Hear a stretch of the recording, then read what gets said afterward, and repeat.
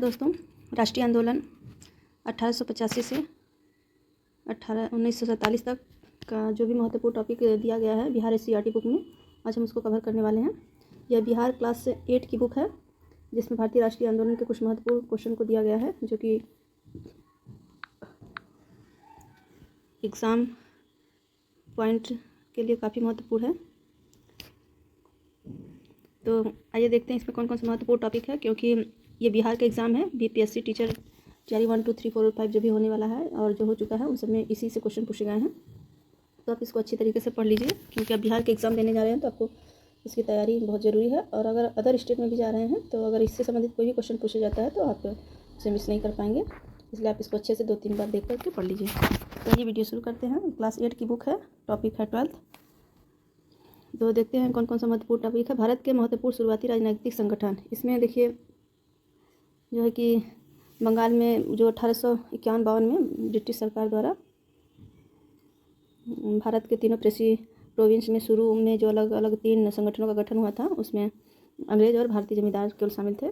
तो बंगाल में पहले हुआ था जो ब्रिटिश इंडियन एसोसिएशन के नाम से, और मद्रास में भारत नेटिव एसोसिएशन के नाम से, और मुंबई में जो हुआ था वो बम्बई एसोसिएशन के नाम से। और 1867 में पूना सार्वजनिक सभा की स्थापना की गई थी। महादेव गोविंद रानाडे ने किया था इसकी स्थापना। इसके सदस्य जो थे वो मध्यवर्गीय समान लोग थे, इसमें शामिल थे। और 1876 में इंडियन एसोसिएशन की स्थापना हुई, जिसको कि सुरेंद्र नाथ बनर्जी ने किया था कलकत्ता में। तो इसमें भी जो सदस्य वो पढ़े लिखे आम लोग ही थे। और 1878 में नेटिव प्रेस और पॉलिटिकल एसोसिएशन कॉन्फ्रेंस कलकत्ता का गठन किया गया। तो इसमें जो है कि यह एक नेटिव प्रेस और पॉलिटिकल एसोसिएशन कॉन्फ्रेंस था, कलकत्ता में इसका गठन किया गया था 1878 में। और 1883 में ये देखते हैं क्या है। तो 1883 में जो है कि अखिल भारतीय सम्मेलन हुआ था, जिसको सुरेंद्र नाथ बनर्जी द्वारा कुछ पढ़े लिखे भारतीयों को बुलाया गया था। तो देखिए इंडियन एसोसिएशन और अखिल भारतीय दोनों में सुरेंद्र नाथ बनर्जी भी शामिल हैं। और 1984 में मद्रास महाजनसभा का गठन किया गया था। इसके अधिकांश सदस्य जो थे वो मध्य वर्ग के ही लोग थे। और 1885 में जो है कि जो इलाहाबाद में peoples association, Bombay president association का स्थापना किया गया था, उसमें भी जो सदस्य वो मध्य वर्ग के लोग ही थे। और 28 दिसंबर 1885 में भारतीय राष्ट्रीय कांग्रेस की भी स्थापना हुई थी। तो आइए हम लोग भारतीय राष्ट्रीय कांग्रेस की स्थापना से संबंधित कुछ महत्वपूर्ण टॉपिक को पढ़ते हैं, क्योंकि बीपीएससी एग्ज़ाम में ज़्यादातर लाइन टू लाइन बुक से ही उठाया जा रहा है क्वेश्चन, और उसमें पूछा जा रहा है ये कौन सा सही है या कौन सा गलत है, या फिर इनमें से एक अधिक सही है, इनमें से कोई नहीं है। इसी टाइप के 5 ऑप्शन आ रहे हैं। तो आप लाइन बाय लाइन अगर पढ़ेंगे तभी आप सही कर पाएंगे। बहुत कमी है कि जहाँ फैक्ट सीधे पूछे जा रहे हैं। तो भारतीय राष्ट्रीय आंदोलन, जो भारतीय राष्ट्रीय कांग्रेस की स्थापना था, वो 28 दिसंबर 1885 में हुआ था, 1885 में। तो 1850 के बाद राजनीतिक संगठनों से जुड़े लोगों के मन में देश के प्रति एक सोच विकसित हुई। इन लोगों की नज़र में भारत में निवास करने वाले सभी धर्म, सभी वर्ग, धर्म, रंग, जाति, भाषा एवं लिंग समूह के लोग भारतीय हैं, और भारत इन भारतीयों का घर है। यहाँ के संसाधन व्यवस्था पर भारतीयों का हक होना चाहिए। जब तक अंग्रेज यहाँ से बाहर नहीं जाएंगे, भारत भारतीयों का नहीं हो सकता। इसी तरह अपने देश के प्रति लोगों में राष्ट्रीयता की भावना का विकास होने लगा और राष्ट्रवाद का जन्म हुआ। धीरे धीरे इन संगठनों की राष्ट्रवादी चेतना और गहरी होती गई। इस भावना का आधार यह सोच थी कि भारतीयों को भारत और यहाँ के लोगों के बारे में सोचने, समझने और काम करने की आज़ादी होनी चाहिए। इस तरह भारतीयों में राष्ट्रीयता की भावना जगी। इसे पनपने में कई कारणों ने मिलजुल कर भूमिका निभाई। भारत में अंग्रेजी राज की औपनिवेशिक नीतियों ने अपनी ज़रूरतों को पूरा करने के लिए भारत का आर्थिक शोषण करना शुरू किया। इंग्लैंड ने अपनी औद्योगिक ज़रूरतों के लिए सस्ते कच्चे माल के निर्यात और तैयार माल के लिए बाजार खरीदार के रूप में भारत का उपयोग शुरू किया। उदाहरण स्वरूप इंग्लैंड ने अपने कपड़ा उद्योग को प्रोत्साहित करने के लिए भारत से निर्यात होने वाले कपड़ों पर भारी मात्रा में टैक्स लगाए, जबकि इंग्लैंड में तैयार माल को कर में राहत प्रदान की। अंग्रेज़ों का सिविल एवं सैन्य प्रशासन काफ़ी खर्चीला था। ऊंचे पदों पर भारतीयों की बहाली न करके अंग्रेज़ों की ही बहाली की जाती थी और उन्हें मोटी तनख्वाह दी जाती थी। देखिए जो ऊंचे पद थे उस पर भारतीयों को नहीं रखा जाता था, अंग्रेज़ों को क्यों रखा जाता था। अपनी तनख्वाह की सारी रकम वे इंग्लैंड भेज देते थे।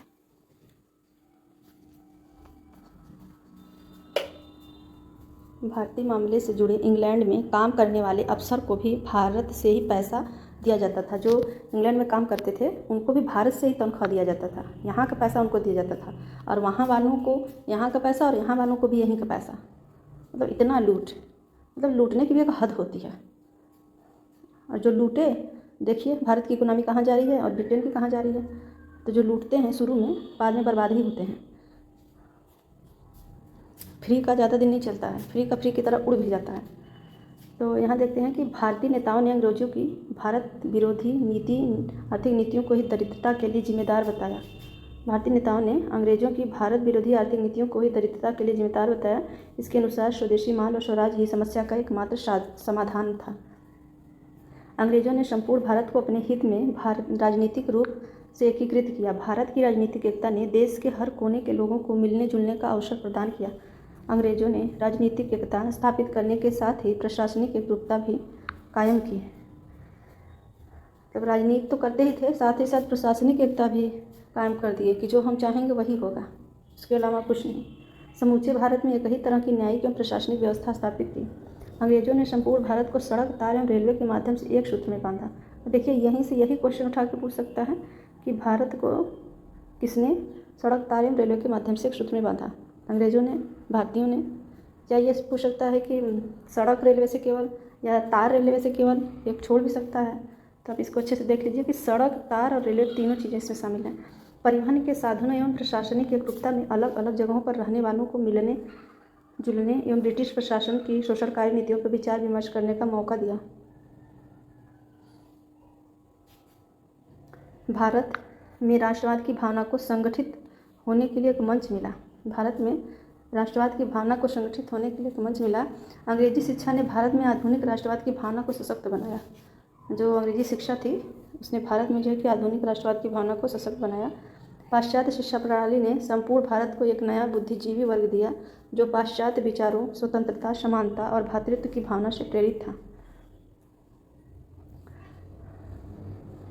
पाश्चात्य शिक्षा प्रणाली ने संपूर्ण भारत को एक नया बुद्धिजीवी वर्ग दिया जो पाश्चात्य विचारों, स्वतंत्रता, समानता और भ्रातृत्व की भावना से प्रेरित था।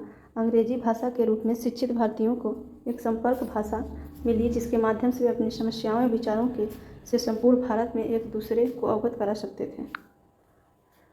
अंग्रेजों के आवागमन के पश्चात भारत में आधुनिक समाचार पत्रों का विकास हुआ। अंग्रेजों के आवागमन से ही भारत में जो है आधुनिक समाचार पत्रों का विकास हुआ। सस्ते समाचार पत्र लोगों तक पहुंचने लगे। धीरे धीरे भारतीय लोगों के द्वारा भी समाचार पत्र छापे जाने लगे। इन समाचार पत्रों ने अंग्रेजों की शोषणकारी नीतियों को उजागर किया।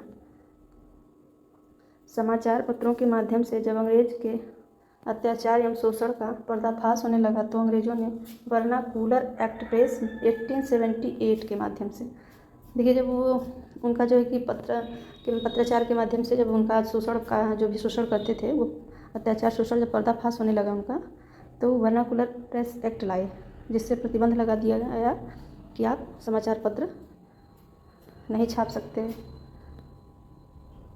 के माध्यम से प्रतिबंधात्मक कार्रवाई की ताकि इनका प्रसार रुक जाए। लेकिन प्रतिबंध के बावजूद भी भारतीय समाचार पत्र अपने मिशन अर्थात कार्य में लगे रहे। अखबार अब लाखों लोगों तक पहुंचने लगे। अंग्रेजों के शोषण के विरुद्ध समाचार पत्रों ने जनमत बनाने एवं राष्ट्रीयता के प्रसार में मुख्य भूमिका अदा की। देसी भाषा वर्नाकुलर प्रेस एक्ट 1878 के द्वारा भारतीय भाषाओं में छपने वाले अखबारों पर प्रतिबंध लगा दिया गया। Indian Mirror, Bengali Kesari, Marathi Hindu, Patriot, Amrita Bazar Patrika इत्यादि अनेक अंग्रेजी समाचार पत्र एवं भारतीय भाषा के समाचार पत्र ने अंग्रेजों के कुकृत्यों को प्रकाशित तो किया ही, साथ साथ प्रतिनिधियों के द्वारा शासन की व्यवस्था, स्वतंत्रता एवं लोकतांत्रिक विचारों को आम लोग के बीच लोकप्रिय बनाया। इस प्रकार भारतीय समाचार जो है पत्र राजनीतिक प्रशिक्षण एवं राष्ट्रवादी विचारों के फैलाव के मुख्य हथियार के रूप में काम करने लगे। कुछ अंग्रेज विद्वानों जैसे विलियम जोन्स, मैक्स मुलर आदि ने शोध एवं उत्खनन के बाद प्राचीन भारतीय संस्कृति के समृद्ध एवं बहुमूल्य धरोहर को उजागर करने का सफल प्रयास किया। यूरोपीय विद्वानों ने वेदों, उपनिषदों आदि की व्याख्या से यह साबित करने का प्रयास किया कि भारतीय आर्य उसी मानव शाखा के लोग हैं जिनसे यूरोपीय जातियाँ उपजी हैं। इससे भारतीयों में जो कुंठाग्रस्त थे आत्मविश्वास जगा। शिक्षित भारतीयों ने अपनी पुरानी परंपरा, रीति रिवाजों एवं कुप्रथाओं, रीति रिवाजों एवं सामाजिक प्रथाओं का पुनः परीक्षण करना शुरू किया। इन लोगों ने भारतीय समाज की बुराइयों को दूर करने का प्रयास किया। उपरोक्त परिस्थितियों के आलोक में जब भारत में राष्ट्रवादी विचार एक आकार लेने लगा, तभी ICS जो अभी वर्तमान में IS की परीक्षा है, IS में भर्ती होने की आयु घटा करके 21 वर्ष से 19 वर्ष कर दी गई, ताकि भारतीय शिक्षक युवक परीक्षा में शामिल न हो सकें। भारतीय शस्त्र अधिनियम बनाकर भारतीयों को नियंत्रित एवं प्रताड़ित करने का प्रयास किया। इन कार्यों ने अंग्रेजों के प्रति असंतोष को बढ़ावा दिया। कई राजनीतिक संस्थाओं का जन्म हुआ एवं सरकार विरोधी आंदोलन चले। लॉर्ड रिपन ने जाति भेद पर आधारित न्यायिक असमानता को दूर करने का प्रयास किया। इसने इल्बर्ट बिल के माध्यम से भारतीय जिला एवं सत्र न्यायालय को भी वही शक्तियाँ तथा अधिकार प्रदान किए जो यूरोपीय न्यायाधीशों को मिले हुए थे। यह व्यवस्था यूरोपियों को पसंद नहीं आई। इन लोगों ने इल्बर्ट बिल का संगठित विरोध किया। फलतः वायसराय को यह बिल वापस लेना पड़ा। इस घटना ने यह सिद्ध कर दिया कि भारतीयों को यूरोपियों के बराबर दर्जा हासिल नहीं है। साथ ही साथ संगठित विरोध के बाद सरकार किसी निर्णय को वापस लेने पर बाध्य हो सकती है। इस प्रकार उपरोक्त सारे कार्य एवं परिस्थितियों ने राष्ट्रवादी भावना के साथ एक राष्ट्रीय संगठन की आवश्यकता को अपरिहार्य बना दिया। फलतः 28 दिसंबर 1885 को भारतीय राष्ट्रीय कांग्रेस की स्थापना बम्बई के गोकुल धाम कॉलेज के हाल में भारत के विभिन्न भागों से आए 72 प्रतिनिधियों के द्वारा की गई। कांग्रेस के शुरुआती नेताओं में दादा भाई नौरोजी, फिरोज शाह मेहता, बदरुद्दीन तैयबजी, WC बनर्जी, RC दत्त और एक साल बाद शामिल होने वाले सुरेंद्र नाथ बनर्जी जैसे पढ़े लिखे और दूरदर्शी व्यक्ति थे। इन नेताओं ने दूरदर्शिता का परिचय देते हुए O.M. ह्यूम जैसे अवकाश प्राप्त अंग्रेज अधिकारी को अपना मुख्य संगठनकर्ता बनाया। कांग्रेस के शुरुआती दिन। कांग्रेस अपने शुरू के दिनों में राष्ट्रीय चेतना के फैलाव का हर संभव प्रयास करना चाहती थी, क्योंकि अंग्रेज प्रशासक भारत को राष्ट्र के रूप में मानते थे। वे सिर्फ भारत को एक भौगोलिक शब्दावली के रूप में परिभाषित करते थे, क्योंकि भारत उनकी नज़र में अलग अलग धर्मों, संप्रदायों, जातियों एवं भाषा भाषियों का समूह था। कांग्रेसी नेताओं ने इसका खंडन नहीं किया, बल्कि सुरेंद्र नाथ बनर्जी, गोखले, तिलक आदि नेताओं ने भारत को बनता हुआ राष्ट्र बताया। कांग्रेस के नेताओं का मानना था कि भारत की सांस्कृतिक विभिन्नताओं को देखते हुए सावधानीपूर्वक राष्ट्रीय एकता की कोशिश की जाए। यह तय किया गया कि कांग्रेस का वार्षिक अधिवेशन बारी बारी से देश के भिन्न भिन्न हिस्सों में आयोजित किए जाएं और अध्यक्ष उस क्षेत्र का न हो जहां अधिवेशन हो रहा हो। कांग्रेस ने यह तय किया कि किसी भी प्रस्ताव को पारित करने में अल्पसंख्यकों के विचारों को ध्यान में रखा जाए तथा काउंसिल में उनके निर्वाचन प्रतिनिधियों की संख्या आबादी के अनुपात से कम न हो। शुरुआती दौरों से ही राष्ट्रवादी नेता धर्मनिरपेक्षता के प्रबल पक्षधर थे। कांग्रेस यह भी चाहती थी कि राजनीतिक कार्यकर्ता संगठित होकर अखिल भारतीय स्तर पर अपनी गतिविधियां चलाएं। कांग्रेस में शामिल दिनों में बिहार के प्रतिनिधि। कांग्रेस की स्थापना के समय बिहार से कोई प्रतिनिधि तो शामिल नहीं था, लेकिन कलकत्ता के दूसरे अधिवेशन 1886 में कुल 16,000 रुपये खर्च हुए, जिसमें 2,500 रुपये का सहयोग अकेले दरभंगा महाराजा लक्ष्मेश्वर सिंह द्वारा किया गया। हथुआ एवं डुमराव महाराज ने भी सहयोग प्रदान किया। द्वितीय अधिवेशन में डेलीगेट के रूप में बिहार से शालिग्राम सिंह एवं विश्वेश्वर सिंह कुल्हड़िया स्टेट, जिनके नाम पर ही BN कॉलेज है, शामिल हुए थे, एवं पूर्णेंदु नारायण सिन्हा और गजाधर प्रसाद पूर्णेंदु नारायण सिन्हा एवं गजाधर प्रसाद जो पेशे से वकील थे, ये भी शामिल हुए थे। गोपाल कृष्ण गोखले। जहाँ तक हो सके हमें ज़्यादा से ज़्यादा लोगों में राष्ट्रीय चेतना पैदा करनी चाहिए और इसे बढ़ावा देना चाहिए, ताकि धर्म, जाति और वर्ग की विभिन्नताओं को परे रख करके एकजुट हो सकें।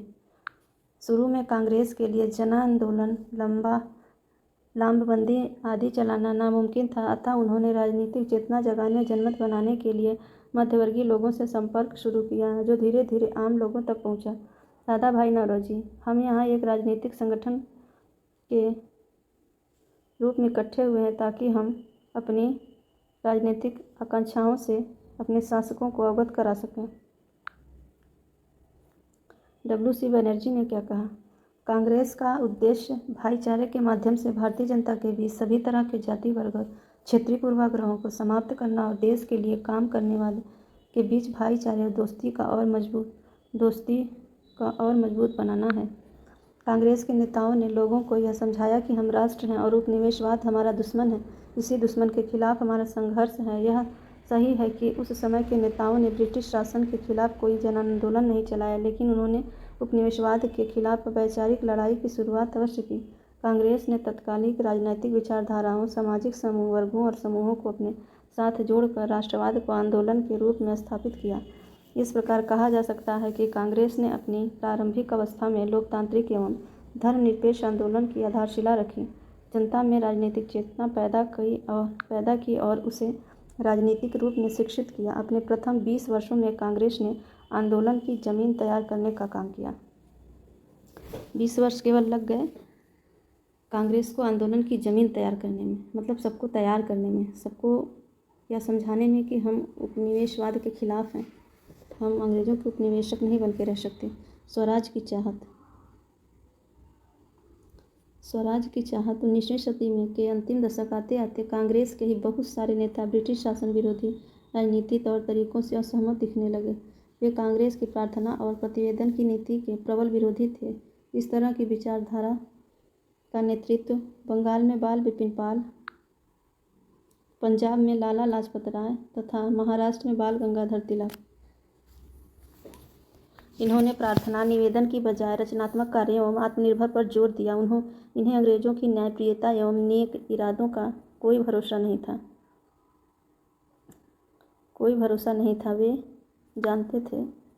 वे जानते थे कि ये जो बोलते हैं वो करते नहीं हैं, मुकर जाते हैं।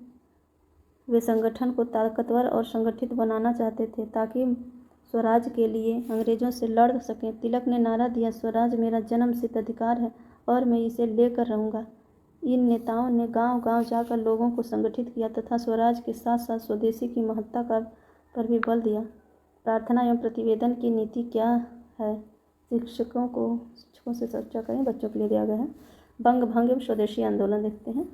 लॉर्ड कर्जन ने राष्ट्रीय भावना को कमज़ोर करने के लिए 1905 में बंगाल के विभाजन का आदेश निकाला। उस समय बंगाल के अंतर्गत बांग्लादेश, पश्चिम बंगाल, उड़ीसा, बिहार और झारखंड के प्रदेश थे। अंग्रेजों का तर्क था कि चूंकि यह प्रांत काफ़ी बड़ा है, अतः प्रशासनिक सुविधा के लिए बंगाल का विभाजन अनिवार्य है, लेकिन इन विभाजन के पीछे छिपी हुई मंशा थी कि एकीकृत बंगाल, जो कांग्रेस अथवा राष्ट्रीय आंदोलन का गढ़ है, उसे सामुदायिक आधार पर हिंदू बहुल पश्चिमी बंगाल, बिहार, झारखंड, उड़ीसा में तथा मुस्लिम बहुल पूर्वी बंगाल को एक दूसरे से विभाजित किया जाए।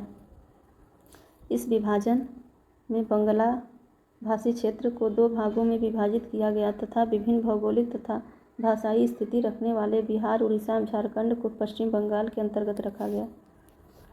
राष्ट्रवादी एवं भारतीय राष्ट्रीय कांग्रेस ने कर्जन के इस कार्य का विरोध करने का निर्णय लिया। 16 अक्टूबर 1905 को विभाजन लागू होने के दिन समूचे बंगाल में शोक दिवस मनाया गया। लोगों ने उपवास रखे। बंगाल की गलियों में वंदे मातरम के नारे गूंज उठे। कलकत्ता के टाउन हॉल में एक सभा हुई।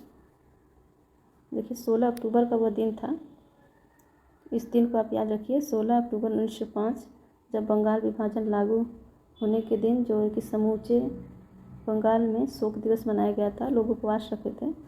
गलियों में वंदे मातरम के नारे गूंज उठे। कलकत्ता के टाउन हॉल में एक सभा हुई जिसमें तिलक भी उपस्थित थे। लोगों ने विदेशी वस्तुओं के बहिष्कार एवं स्वदेशी वस्तुओं के उपयोग का संकल्प लिया। छात्रों ने स्कूल एवं कॉलेजों तथा वकील ने न्यायालयों का बहिष्कार किया। स्वदेशी आंदोलनों में महिलाओं ने भी बढ़ चढ़कर भाग लिया। स्वदेशी आंदोलन को देश के कोने कोने में राष्ट्रवादियों ने फैलाने का निर्णय लिया। बंगाल से बाहर स्वदेशी आंदोलन का नेतृत्व तिलक और लाला लाजपत राय के हाथों में था। सरकार ने दमन का सहारा लिया, आम सभाओं पर प्रतिबंध लगा दिए गए, अखबारों पर जुर्माना लगाया गया और राष्ट्रीय नेताओं को गिरफ्तार कर लिया गया। तिलक को राजद्रोह के आरोप में फंसाकर 6 वर्षों के कारावास की सजा दी गई।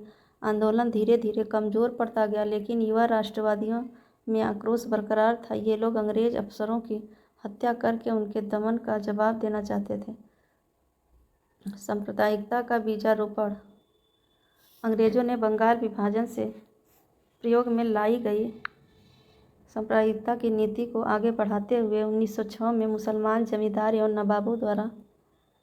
नवाबों द्वारा ढाका में स्थापित ऑल इंडिया मुस्लिम लीग के गठन में भरपूर मदद की। लीग ने बंगाल विभाजन को जायज़ बताया। लीग ने मुसलमान के लिए अलग निर्वाचन मंडल की मांग की, जिसे 1909 में सरकार ने मान लिया।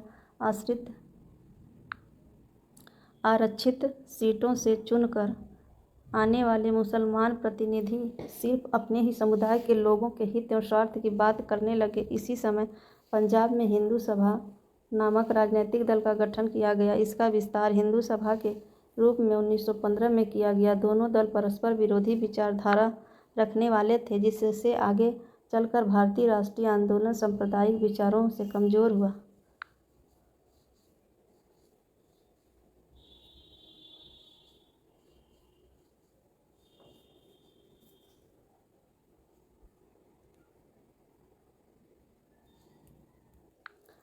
अतिवादी क्रांतिकारी। ब्रिटिश सत्ता से असंतुष्ट युवा वर्ग में अतिवादी विचार भी पनपने लगा था। यह युवा क्रांतिकारी आवश्यकता पड़ने पर हिंसा का रास्ता अपनाने को भी तैयार थे। खुदीराम बोस राष्ट्रीय आंदोलन में बम की राजनीति का प्रारंभ करने वाले प्रथम क्रांतिकारी थे। इनके पहले अपने उद्देश्य की प्राप्ति के लिए क्रांतिकारियों द्वारा पिस्तौल का ही इस्तेमाल किया जाता था। खुदीराम बोस का मकसद आज़ादी के लिए संघर्ष करने वालों को यातना देने वाले अंग्रेज अधिकारियों को सबक सिखाना था। मुजफ्फरपुर के जिला न्यायाधीश D.N. किंग्सफोर्ड की हत्या की जिम्मेदारी इन्हें दी गई। इन्होंने गलती में किंग्सफोर्ड की जगह प्रिंगले केनेडी की बग्घी पर 30 अप्रैल 1908 को बम फेंक दिया। बग्घी में सवार केनेडी की बेटी घटनास्थल पर ही मर गई और अस्पताल में केनेडी की पत्नी ने दम तोड़ दिया। खुदीराम बोस रातों रात मीलों पैदल चलकर बैनी स्टेशन पहुंचे। कुछ लोगों द्वारा इस घटना की चर्चा चल रही थी, जिस पर खुदीराम बोस अचानक बोल पड़े, क्या किंग्सफोर्ड नहीं मरा? वहां के लोगों को इन पर शक हुआ और ये पकड़े गए। मुकदमा चलाकर इन्हें 11 अगस्त 8 को फांसी दे दी गई। मुजफ्फरपुर बमकांड के एक नई राजनीतिक चेतना का प्रारंभ हुआ। इस घटना के संबंध में बैनी, देखिए इससे याद रखिए कि मीलों पैदल चल कर किस स्टेशन पे गए, तो बैनी स्टेशन पहुँचे।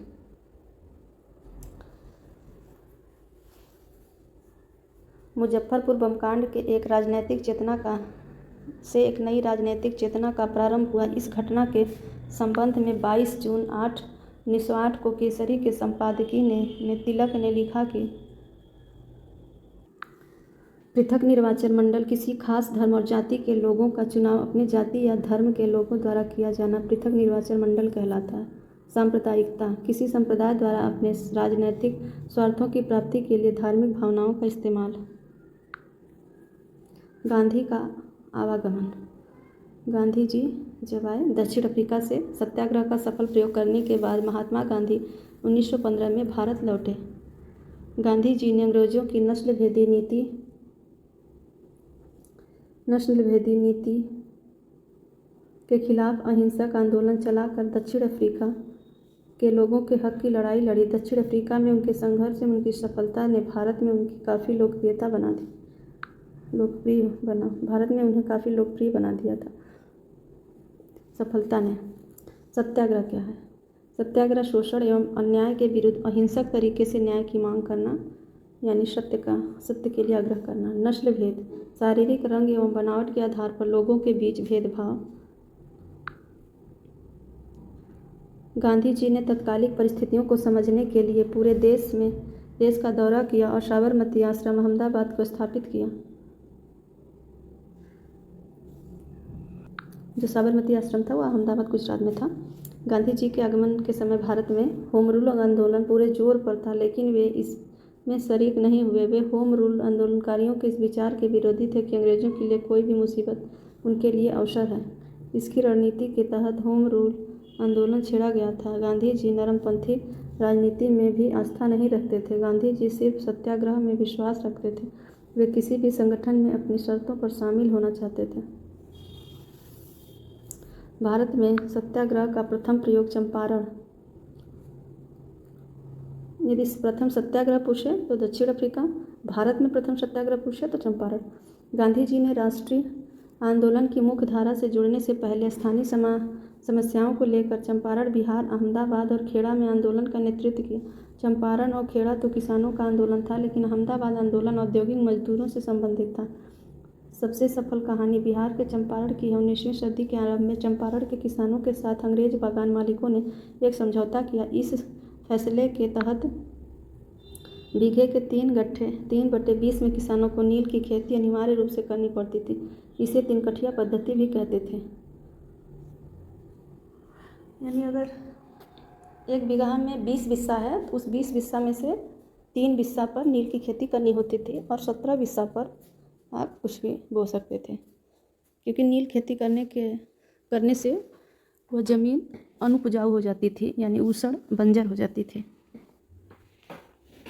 लेकिन 19वीं सदी के अंत में जर्मनी के रासायनिक रंगों ने नील की मांग को अंतर्राष्ट्रीय बाजार से बाहर कर दिया।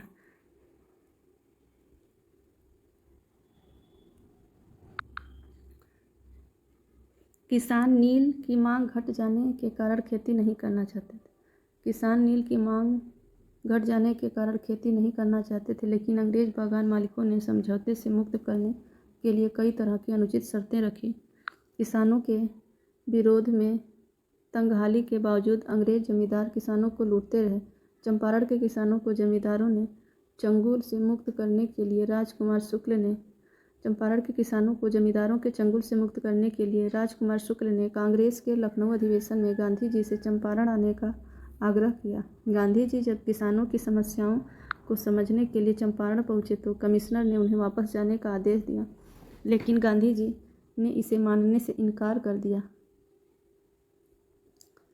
और किसी भी दंड को भुगतने का फैसला किया। भारत सरकार गांधी जी को अब तक विरोधी नहीं मानती थी और इस मुद्दे को तूल देना नहीं चाहती थी। अतः उसने स्थानीय प्रशासन को अपना आदेश वापस लेने गांधी जी को चंपारण के गांव में जाने की छूट देने का निर्देश दिया।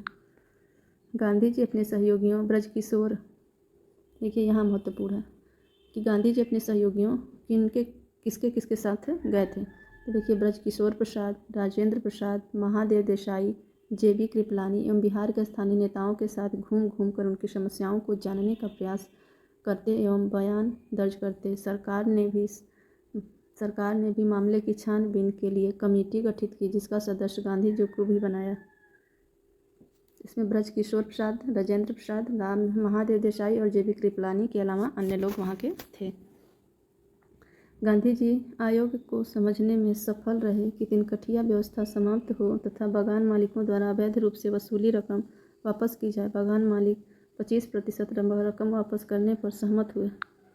गांधी जी मान गए, क्योंकि इनकी नज़र में यह भी बागान मालिकों के लिए बहुत बड़ी बेइज्जती थी।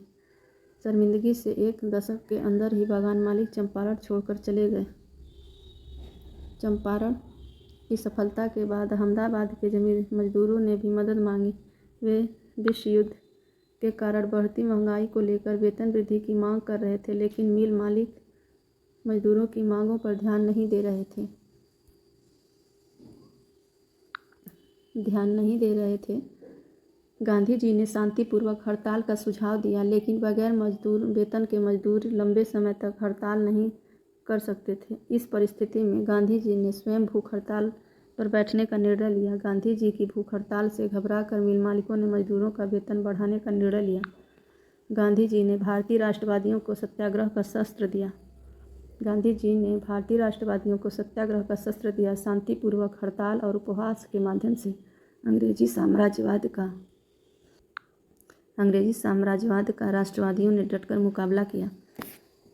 मोतिहारी में अपने प्रवेश पर कमिश्नर द्वारा पाबंदी लगाए जाने संबंधी सरकारी आदेश के उत्तर में मोतिहारी के जिलाधिकारी को 6 अप्रैल 1917 को गांधी जी ने अपने पत्र में स्पष्ट शब्दों में कहा कि सार्वजनिक हित और जिम्मेदारी की भावना में विश्वास रखते हुए उनके लिए चंपारण जिला छोड़ना संभव नहीं है और सरकारी आदेश के उल्लंघन के लिए सरकार उन्हें जो भी सज़ा देगी उसे मानने के लिए सहर्ष तैयार है। रॉलेट एक्ट राष्ट्रीय आंदोलन में प्रवेश के साथ ही जहां गांधी जी ने चंपारण, खेड़ा और अहमदाबाद के आंदोलनों के माध्यम से लोगों को विरोध के लिए सत्याग्रह का संदेश दिया, वहीं प्रथम विश्व युद्ध के बाद उपजे असंतोष को दबाने के लिए अंग्रेजों ने दमन का सहारा लिया। उन्होंने मार्च 1919 में रॉलेट एक्ट नामक कानून बनाया, जिसमें संदेह के आधार पर किसी व्यक्ति को अनिश्चित समय तक गिरफ्तार किया जा सकता था। गांधी जी ने रॉलेट एक्ट के विरोध में 6 अप्रैल 1919 को राष्ट्रीय अपमान दिवस मनाने का निर्णय लिया।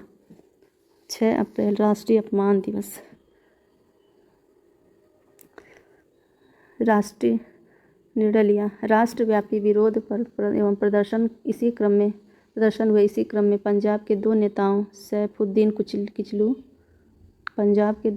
सैफुद्दीन किचलू एवं सत्यपाल को गिरफ्तार कर लिया। पंजाब के लोग विरोध प्रदर्शन के लिए 13 अप्रैल 1919 को बैसाखी के दिन बड़ी संख्या में जलियांवाला बाग अमृतसर में जमा हुए। लोग सभा कर ही रहे थे कि पुलिस ने बिना चेतावनी के भीड़ पर गोली चलानी शुरू कर दी। सैकड़ों लोग मारे गए, हजारों की संख्या में घायल हुए। सारे देश में इस घटना ने लोगों को आंदोलित कर दिया।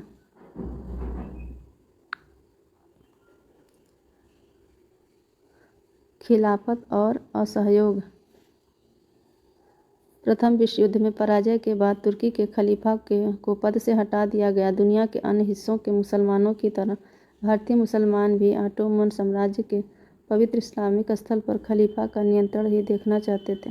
भारतीय मुसलमानों ने मोहम्मद अली एवं शौकत अली के विरुद्ध खिलाफत आंदोलन की शुरुआत की। भारतीय मुसलमानों ने मोहम्मद अली एवं शौकत अली के नेतृत्व में अंग्रेजों की वादा खिलाफी के विरुद्ध खिलाफत आंदोलन की शुरुआत की। गांधी जी ने इसे हिंदू मुस्लिम एकता के अवसर के रूप में देखते हुए जलियांवाला बाग हत्याकांड और खिलाफत के मामले में हुए अत्याचार के विरुद्ध असहयोग आंदोलन चलाकर स्वराज की मांग का आह्वान किया। खलीफा मुसलमानों का धार्मिक एवं राजनीतिक रूप से प्रधान व्यक्ति को खलीफा कहा जाता था। अगस्त 1920 को गांधी जी के नेतृत्व में असहयोग आंदोलन चलाने का निर्णय लिया गया। असहयोग आंदोलन के दरमियान सरकारी पदवियों को छोड़ने का निर्णय लिया गया। रविन्द्रनाथ टैगोर ने नाइट एवं महात्मा गांधी ने केसरी हिंद की उपाधि त्याग दी। चुनावों का मतदाताओं द्वारा बहिष्कार किया गया। वकीलों से न्यायालय छोड़ने का आह्वान किया गया। मोतीलाल नेहरू, CR दास, राजगोपालचारी एवं आशफ अली जैसे वकीलों ने वकालत छोड़ दी। विद्यार्थियों ने स्कूलों एवं कॉलेजों को छोड़ दिया। लोगों ने विदेशी वस्तुओं के बहिष्कार का निर्णय लिया। विदेशी वस्त्रों की होली जलाई। इंग्लैंड में आयोजित वस्त्रों की मात्रा में भारी गिरावट हुई। पूरे देश की जनता आंदोलित हो उठी। देश के भिन्न भिन्न हिस्सों में लोगों ने गांधी जी के विचारों का स्थानीय मुद्दों से जोड़कर आंदोलन चलाया। खेड़ा गुजरात के किसानों ने अंग्रेजों द्वारा थोपे गए लगान के खिलाफ आंदोलन चलाया।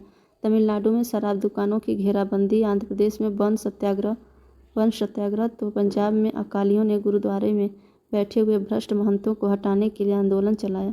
असहयोग आंदोलन का बिहार में भी जबरदस्त प्रभाव था। ब्रजकिशोर प्रसाद के सुझाव पर स्वराज के मुद्दे को भी असहयोग आंदोलन में शामिल कर लिया गया। मजहरुल उल हक ने राष्ट्रीय आंदोलन की गतिविधियों को संचालित करने के लिए खैरू मियाँ की ज़मीन पर बिहार विद्यापीठ एवं सदाकत आश्रम को स्थापित किया। मजहरुल हक ने असहयोग के कार्यक्रम के प्रचार एवं हिंदू मुस्लिम एकता कायम करने के उद्देश्य से द मदरलैंड नामक अखबार सदाकत आश्रम से निकाला। तो द मदरलैंड नामक अखबार को सदाकत आश्रम से मजहरुल हक ने निकाला था। इस बात को आप ध्यान रखिएगा। 20 दिसंबर 2021 को ब्रिटिश युवराज का पटना में आवागमन हुआ। उस दिन शहर में हड़ताल मनाई गई। असहयोग आंदोलन अपने चरमोत्कर्ष पर आते आते हिंसक हो गया। 5 फरवरी 22 को आंदोलनकारियों की भीड़ ने चौरा चौरी पुलिस थाने थाना उत्तर प्रदेश पर हमला करके 22 पुलिसकर्मियों को जिंदा जला दिया। गांधी जी हिंसक आंदोलन के खिलाफ थे, फलतः उन्होंने 6 अप्रैल 1922 को आंदोलन समाप्ति की घोषणा कर दी। झंडा सत्याग्रह का प्रारंभ 13 अप्रैल 1923 को किया गया। झंडा सत्याग्रह 13 अप्रैल 1923 को किया गया। झंडा सत्याग्रह का आरंभ 13 अप्रैल 1923 से प्रारंभ हुआ, जब अंग्रेजी शासक ने लोगों को झंडा लेकर चलने से रोक दिया। कांग्रेसियों ने हुक्म मानने से इनकार करते हुए नागपुर में सत्याग्रह करने का निश्चय लिया। न्यायाधीश के मनाही पर भी डीएस ने भीड़ पर हमला बोल दिया। कई लोग गिरफ्तार हुए। जमनालाल बजाज कमेटी ने 1 मई 23 को झंडा सत्याग्रह करने का निर्णय लिया। इस सत्याग्रह में देश के अन्य हिस्सों के साथ साथ बिहार के लोग भी गए। यह आंदोलन 109 दिनों तक चला। 1560 सत्याग्रहियों को सजाएं हुई। धीरे धीरे सरकार का रुख नरम हुआ और तिरंगा लेकर चलने के लिए आज्ञा दी। शहीद हरदेव ने तिरंगे के सम्मान में शहादत दी। नागपुर झंडा सत्याग्रह में देश के कोने कोने सत्याग्रही पहुंचने लगे। बिहार से सत्याग्रही को भेजने की जिम्मेदारी राजेंद्र बाबू की थी। बिहारी सत्याग्रहियों के जत्थे में एक युवक हरदेव नारायण सिंह भी थे, जो पटना जिला के अकबरपुर पालीगंज पथ पर अवस्थित गांव तोरड़ी के रहने वाले थे। पटना जिला के अकबरपुर पालीगंज पथ पर स्थित गांव तोरड़ी के रहने वाले थे। वे परिवार छोड़कर अपने साथियों अवध बिहारी सिंह, व्यास सिंह, हरदेव सिंह आदि के साथ नागपुर पहुंचे। यहाँ 18 जून 1923 को इन लोगों को कैद कर लिया गया और 1 वर्ष की सश्रम कारावास की सज़ा सुनाई गई। खान पान की कठिनाइयों के कारण इनका स्वास्थ्य बिगड़ने लगा। साथ ही सत्याग्रहियों ने ब्रिटिश अधिकारियों से माफ़ी मांग जेल से छूटने की सलाह दी, लेकिन इन्होंने माफ़ी मांगने से इनकार कर दिया।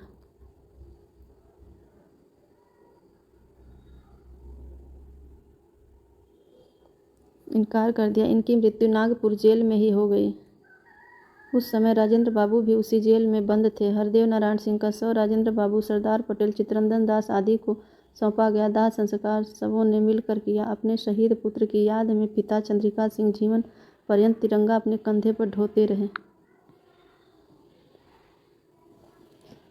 असहयोग आंदोलन की समाप्ति 1922 के बाद कांग्रेस का अधिवेशन गया में संपन्न हुआ। गांधी जी ने अपने अनुयायियों के सुदूर देहातों में रचनात्मक कार्य करने का संदेश दिया, जबकि चित्तरंजन दास और मोतीलाल नेहरू जैसे नेताओं ने पार्टी को परिषद के चुनाव में भाग लेने का पक्ष लिया। इनका तर्क था कि परिषद के माध्यम से सरकार की नीतियों को प्रभावित करना चाहिए। इसी बिंदु पर मतभेद के बाद चित्तरंजन दास एवं मोतीलाल नेहरू ने फरवरी 1923 में स्वराज दल का गठन किया।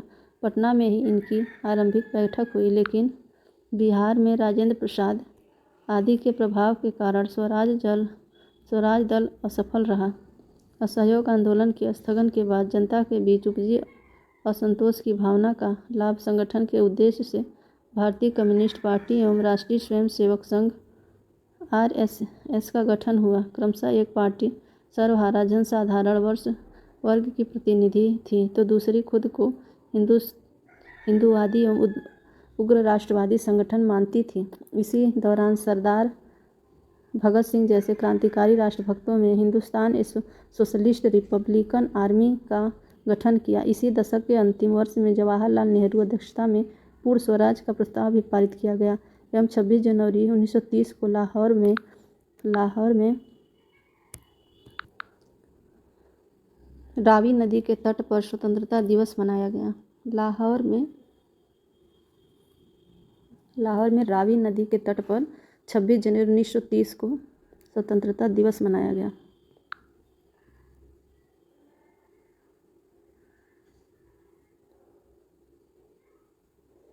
जब बिहार के राजपूत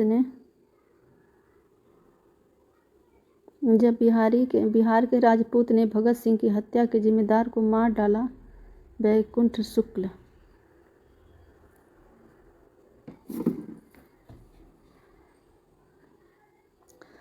शुक्ल का जन्म 1910 मुजफ्फरपुर अब वैशाली के जमालपुर गांव में हुआ था। इन्होंने प्राथमिक शिक्षा अपने गांव में ही ग्रहण कर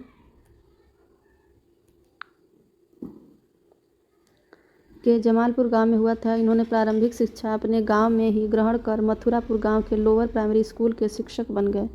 इन्होंने 1930 के सविनय विज्ञान आंदोलन में सक्रिय रूप से भाग लिया। उन्हें गिरफ्तार कर पटना कैंप जिले में रखा गया। 1931 में गांधी इरविन समझौता के बाद अन्य सत्याग्रहियों के साथ रिहा किए गए। बाद में हिंदुस्तान सोशलिस्ट रिपब्लिक आर्मी के संपर्क में आकर क्रांतिकारी बन गए। फणींद्रनाथ घोष जो बेतिया का निवासी थे, जब दल विरोधी कार्य करने लगे तब इसकी हत्या के कार्यक्रम में इन्होंने सक्रिय योगदान दिया।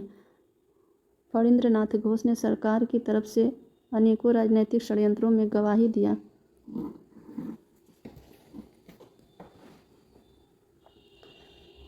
यहाँ से फिर से देखते हैं। फणींद्रनाथ घोष जो बेतिया का निवासी था, जब दल विरोधी कार्य करने लगा तब इसकी हत्या के कार्यक्रम में इन्होंने सक्रिय योगदान दिया। फणींद्रनाथ घोष ने सरकार की तरफ से अनेकों राजनीतिक षड्यंत्रों में गवाही दिया। लाहौर षड्यंत्र कांड में भी वह मुख्य मुखबिर था। इसने 1930 में भगत सिंह, राजगुरु तथा सुखदेव के खिलाफ गवाही दी, जिसके कारण ही उन्हें फांसी की सजा मिली थी। फणींद्रनाथ घोष पर हमला वैकुंठ शुक्ल तथा चंद्रमा सिंह के द्वारा 9 नवंबर 1932 को हुआ, जब वह मीना बाजार की अपनी दुकान के सामने बैठकर अपने दोस्तों के साथ बातचीत कर रहा था। इस पर हमला धारदार हथियार से हुआ। घायल फणींद्रनाथ 17 नवंबर 1932 को मर गया। भागते वक्त वैकुंठ शुक्ल का झोला छूट गया, जिसमें रखी धोती ने वैकुंठ शुक्ल तक पुलिस को पहुंचने में मदद की। वैकुंठ शुक्ल 6 जुलाई 1933 को सोनपुर हाजीपुर पुल के पास पुलिस दल द्वारा गिरफ्तार किए गए। सत्र न्यायालय ने वैकुंठ शुक्ल को फांसी की सजा दी। उक्त न्यायालय ने भी सजा बरकरार रखी। फलतः 14 मई 1934 को गया जेल में फांसी दे दी गई।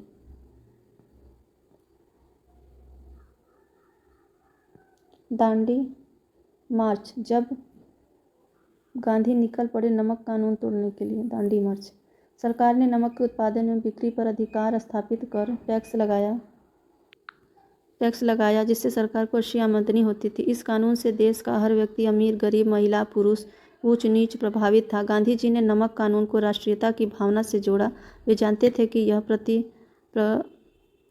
प्रकृति प्रदत्त चीज़ है और बिना सबके लिए सुलभ होना चाहिए। अतः गांधी जी ने नमक कानून के विरोध में सविनय अवज्ञा का निश्चय किया।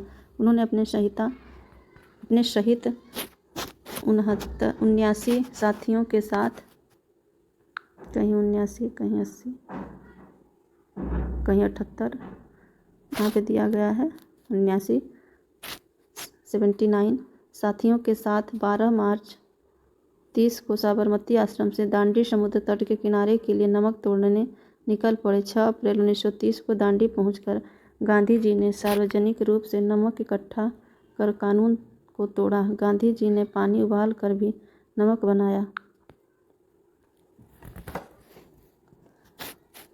देखते देखते यह आंदोलन पूरे भारत में फैल गया। इस आंदोलन में किसान, महिलाओं एवं आदिवासियों ने भी बढ़ चढ़कर हिस्सा लिया। सरकार ने दमनात्मक कार्यवाही करते हुए हजारों सत्याग्रहियों को जेल में डाल दिया, लेकिन उन्हें भी अब जनता की ताकत का एहसास होने लगा था। फलस्वरूप 1935 में प्रांतीय स्वायत्तता अधिनियम के द्वारा प्रांतों में लोकप्रिय सरकार के गठन का प्रावधान किया। इसी प्रावधान के तहत तत्कालिक 11 प्रांतों में से 7 प्रांतों में 1937 में कांग्रेस की चुनी गई सरकार बनी। 2 वर्ष बाद द्वितीय विश्व युद्ध छिड़ जाने के कारण कांग्रेस ने युद्ध के बाद भारत को आज़ाद करने की शर्त पर युद्ध में सहयोग की बात की थी, लेकिन अंग्रेज सरकार ने यह बात नहीं मानी, जिससे 1939 में कांग्रेसी सरकार ने इस्तीफा दे दिया। अंग्रेजों भारत छोड़ो 1942। द्वितीय विश्व युद्ध में उपजी परिस्थितियों में महात्मा गांधी ने अंग्रेजों को भारत छोड़ने की चेतावनी दी। इसके लिए गांधी जी जनता को करो या मरो का नारा दिया। हालांकि गांधी जी ने बम्बई के ग्वालियर टैंक मैदान में 8 अगस्त को अहिंसक संघर्ष का ही आह्वान किया था, लेकिन अंग्रेजी सरकार ने दमनात्मक कार्यवाही करते हुए गांधी जी सहित कांग्रेस के सभी वरिष्ठ नेताओं को जेल में डाल दिया। नेताओं की गिरफ्तारी के बाद जनता और उग्र हो गई। किसानों, विद्यार्थियों और महिलाओं की भागीदारी ने आंदोलन को काफ़ी उग्र और ताकतवर बना दिया। सत्ता और संचार के प्रतीक चिन्हों पर कब्जा कर स्थानीय लोगों ने अपनी सरकार का गठन किया। बिहार में जब 80 थानों पर जनता का कब्जा हो गया।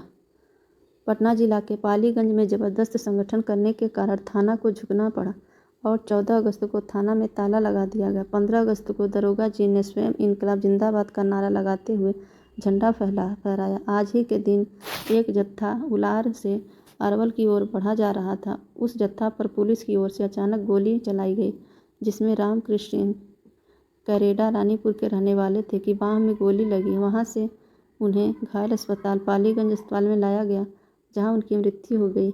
इस बहादुर का हजारों व्यक्तियों ने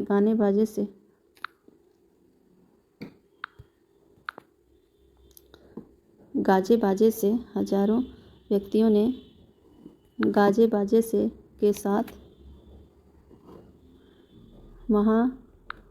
महाबलीपुरम के समीप सोन नदी में अंतिम संस्कार किया। अंग्रेजों के दमन का सहारा लेते हुए 90,000 लोगों को गिरफ्तार कर जेल में डाल दिया गया। हजारों लोग पुलिस की गोली से मारे गए। बहुत जगहों पर हवाई जहाज से भी गोलियां बरसाई गईं, लेकिन अंग्रेजी सरकार को आंदोलन ने झुकने पर बाध्य कर दिया। 1942 में के भारत छोड़ो आंदोलन के दौरान पटना के हालात को दर्शाती हुई एक चिट्ठी, जिसे डॉक्टर UN शाही ने अपने नवविवाहिता पत्नी को भेजा। चिट्ठी है, इसमें कुछ खास बात नहीं है।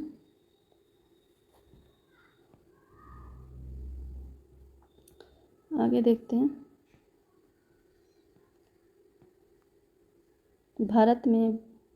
बिहार में भारत छोड़ो आंदोलन। 8 अगस्त को भारत छोड़ो प्रस्ताव पारित होने के अगले दिन पटना के अधिकारी WG आर्चर ने राजेंद्र प्रसाद को गिरफ्तार कर लिया। 11 अगस्त को विद्यार्थियों के एक जुलूस ने सचिवालय भवन के सामने विधानमंडल के भवन पर राष्ट्रीय झंडा फहराने का प्रयास किया। अधिकारियों के आदेश पर पुलिस फायरिंग में 7 छात्र मारे गए और अनेक घायल हुए। मरने वाले छात्रों में उमाकांत सिंह, रामानंद सिंह, सतीश प्रसाद झा, देवीपत चौधरी, राजेंद्र सिंह, राम गोविंद सिंह तथा जगपति कुमार थे। राष्ट्रपति पिता प्राप्ति के बाद इस स्थान पर शहीद स्मारक का निर्माण हुआ। इसका अनावरण देश के प्रथम राष्ट्रपति डॉक्टर राजेंद्र प्रसाद ने किया। आज़ाद हिंद फौज 1942 से 43 में जब भारत छोड़ो आंदोलन शिथिल हुआ, तब भारत की सीमाओं के बाहर जय हिंद और दिल्ली चलो की आवाज़ गूंज उठी, जिसने देशवासियों को साहस से भर दिया। नेताजी सुभाष चंद्र बोस अंग्रेजों की आंख में धूल झोंक करके 1941 में अफगानिस्तान के रास्ते जर्मनी पहुंचे, वहां से जापान गए और जुलाई 1943 में आज़ाद हिंद फौज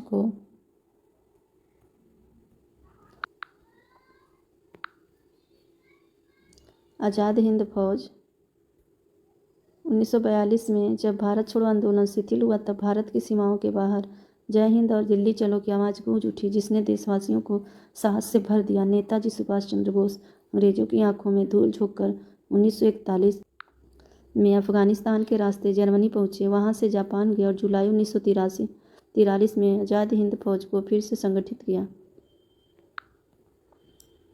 इसकी बागडोर संभालने के बाद अगस्त 1943 में नेताजी आज़ाद हिंद सरकार की स्थापना की। इनके नेतृत्व में आज़ाद हिंद फौज इम्फाल तक आ पहुंची तथा भारत की लगभग 250 वर्ग मील जमीन को आज़ाद कर लिया, लेकिन कई कारणों से इसे पीछे हटना पड़ा। हिरोशिमा एवं नागासाकी पर परमाणु बम गिराए जाने के बाद जापान के साथ साथ आज़ाद हिंद फौज को भी आत्मसमर्पण करना पड़ा। सेना के अफसरों को बंधक बनाकर उन पर मुकदमा चलाने का निश्चय किया गया।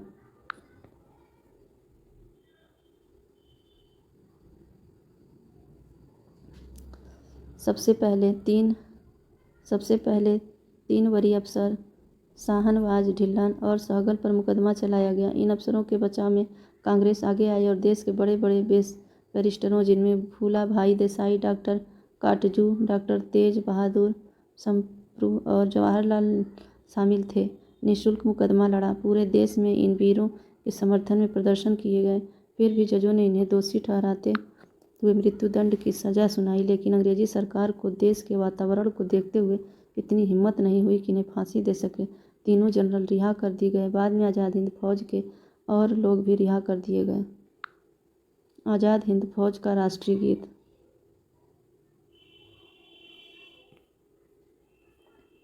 ये गीत था जनता राज का लक्ष्य। आगे देखते हैं। जनता राज का लक्ष्य। अगस्त क्रांति में 60 थानों पर जनता का कब्जा हुआ। उनमें से 45 थाना क्षेत्रों में से 1 से 2 महीने तक चला। जनता राज अपनी शासन व्यवस्था और अपने कानून फायदे जनता राज का दृष्टिकोण था। गांव की रक्षा का प्रबंधन हो, आपसी झगड़े निपटाए जाएं, मुकदमाबाजी रोकी जाए, गरीबों और भूखों के लिए खाने पीने का इंतजाम किया जाए। जनता राज का स्पष्ट लक्ष्य था अधिकार का उपयोग इस ढंग से करना कि जनता संतुष्ट दिखे, सबल बने और क्रांति की साधना करे। स्वतंत्रता के साथ विभाजन।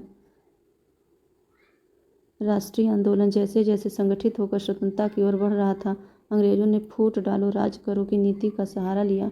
मुस्लिम लीग की स्थापना के साथ ही उसकी हर नाजायज मांग भी मानी जाती रही, ताकि दोनों मुख्य संप्रदाय हिंदू और मुसलमान के बीच वैमनस्य की भावना बढ़े। अंग्रेजी शासक ने अल्पसंख्यकों के लिए पृथक निर्वाचन मंडल की व्यवस्था की।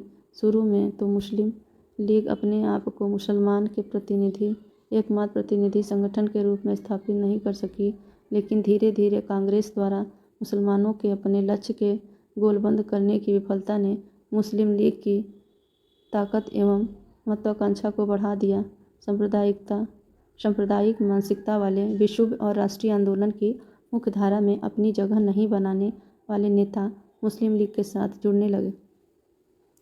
अब खुद को मुसलमान की एकमात्र संस्था के रूप में मान्यता चाहती थी, लेकिन यह कांग्रेस को मंजूर नहीं था, क्योंकि अब भी कांग्रेस के बहुत बड़े बड़े नेता मुसलमान थे। लीग ने 1930 के दशक में ही 2 राष्ट्रों का सिद्धांत स्वीकार कर लिया था। इसने 1940 में मुस्लिम बहुल पश्चिमोत्तर और पूर्वी क्षेत्रों में मुसलमानों के लिए स्वतंत्र राज्य की मांग की थी। 1946 में प्रांतीय चुनाव में पृथक निर्वाचन क्षेत्र में लीग की बेजोड़ असफलता ने पाकिस्तान की मांग के प्रति इसे और मुखर कर दिया। सरकार ने पाकिस्तान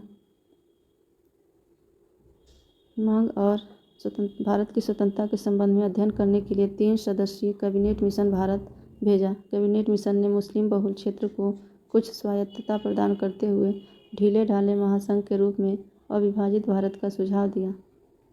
कैबिनेट मिशन के कुछ सुझावों पर लीग और कांग्रेस को आपत्ति थी। इन परिस्थितियों में अब देश का विभाजन नहीं टाला जा सकता था। मुस्लिम लीग ने पाकिस्तान की मांग के समर्थन में जनता से प्रत्यक्ष कार्यवाही दिवस 16 अगस्त 1946 प्रत्यक्ष कार्यवाही दिवस को मनाने का आग्रह किया। इसी दिन कलकत्ता के सांप्रदायिक हिंसा भड़क उठी। कलकत्ता में सांप्रदायिक हिंसा भड़क उठी। इसने तेजी से अधिकांश भारत को अपने चपेट में ले लिया और लाखों लोग मारे गए, करोड़ों लोग शरणार्थी हुए। ब्रिटिश सरकार कैबिनेट मिशन की असफलता के बाद परिस्थितियों को देखते हुए भारत का विभाजन करने का मन बना चुकी थी। यह अंग्रेजों को फूट डालो की नीति की पराकाष्ठा थी। अपने इसी उद्देश्य की पूर्ति हेतु सरकार ने लॉर्ड माउंटबेटन को भारत भेजा। माउंटबेटन ने भारतीय स्वतंत्रता अधिनियम 1947 के प्रावधानों के अनुसार भारत को विभाजित करते हुए 14 अगस्त 1947 को पाकिस्तान एवं 15 अगस्त 1947 को भारत को स्वतंत्र कर दिया। हमारे राष्ट्रीय नेताओं को इसे स्वीकार करना पड़ा। विभाजन के बाद भारत का भूगोल बदल गया। कुछ समय के लिए नफरतपूर्ण माहौल बन गया। इस तरह स्वतंत्रता हमारे लिए आनंद से ज़्यादा पीड़ा लेकर आई। धीरे धीरे हमारे राष्ट्रीय नेताओं के सूझबूझ ने परिस्थितियों पर विजय पाई और भारत एक समृद्ध, सशक्त एवं आदर्श लोकतंत्र की ओर कदम बढ़ाने लगा। यह टॉपिक यहीं समाप्त होता है। इसको 2-3 बार वीडियो देख लीजिए स्पीड बढ़ा करके, और इसमें से काफ़ी क्वेश्चन मिलने वाला है। जो 40 क्वेश्चन आते हैं, जो उसमें से 8 क्वेश्चन भारतीय राष्ट्रीय आंदोलन से आते हैं, तो बिहार के बारे में आपको पढ़ना ज़्यादा ज़रूरी है। आई होप वीडियो आपको पसंद आई होगी।